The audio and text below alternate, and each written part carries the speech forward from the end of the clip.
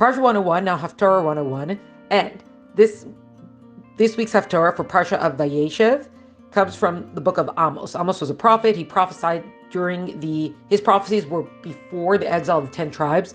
So the kingdom had split, the Jewish kingdom had split, the 10 tribes in the north and 2 tribes in the south. And this is before the 10 tribes are going to be exiled, and who knows what happened to them since then.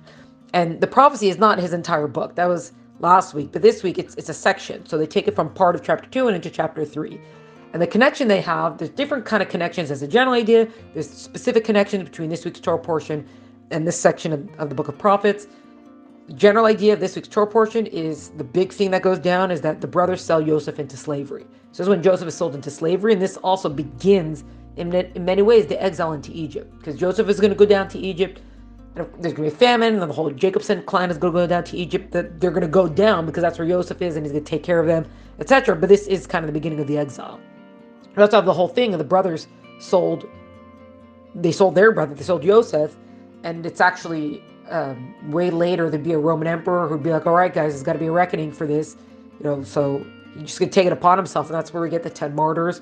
They read about on Tisha B'Av and Yom Kippur, very brutal ways that 10 great sages were murdered because he decides someone has to get punished for what occurred. But what's going on here in this section of Amos is he's telling the people off that you think things are good for you right now, you're all full of yourselves right now, and everything's running amok, but know that there's going to be a reckoning. And there is mention of you will finally be redeemed from the Egyptian exile kind of thing. You'll be redeemed from exile when you shape up, things like that. But as a general thing, so the first verse starts about that, so says God, that there's 3 sins that were committed that I might be able to overlook, but the 4th one, no more. Different commentaries, but one of the general ideas is the 3 sins that are being mentioned are like the three absolute do not ever cross these sins. So that would be forbidden relationships, murder, and idolatry. Those are considered the 3 do not cross these. And it says that God was even willing to overlook them, but what was the 4th thing God was not able to overlook? Was the perversion of justice. Then it describes, they would get a guy up in a court case because his land was adjoining a judge's land. The judge wanted his land, so make him guilty, and then have to sell his land for cheap, blah, blah, blah, whatever. So it said when it came to the perversion of justice, God said, no more. End. And this is, and there's going to be a reckoning for all this.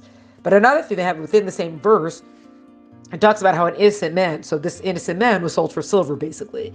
So that's a lot of the connection between the Torah portion of Joseph being sold, and here an innocent man was sold for silver, etc.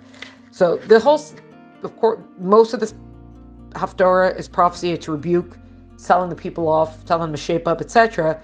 And then what it ends with is God says, listen, I'm paying attention. The reason why such punishments and repercussions are going to occur is because I pay attention to you, because you are my people. So those who have a higher standard also have a greater responsibility to fulfill that higher standard.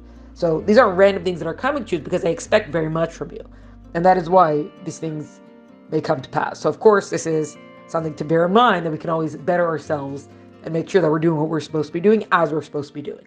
And that's just in a gist, that's kind of what the Haftarah is.